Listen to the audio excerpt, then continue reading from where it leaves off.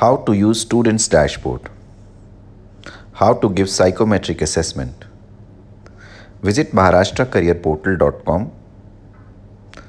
Log in to students dashboard using Saral ID and password. Password is usually first three alphabets of name @123.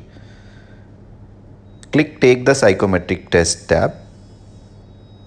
If you are in class 11th or 12th, you will need to enter your stream. Read all the instructions very carefully and click start test. Select the answer to questions on each page and click next. After completing the test, you will be asked if you want to re-attempt the skipped question. Click yes to re-attempt, click no to proceed further. How to book your counseling slot.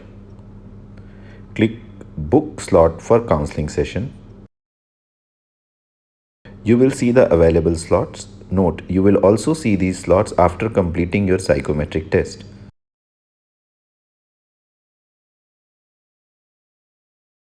Choose the time slot that you want to book and click book slot button.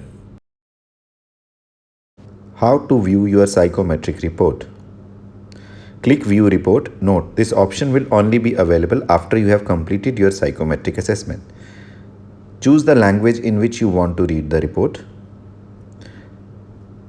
Click download button to download the report.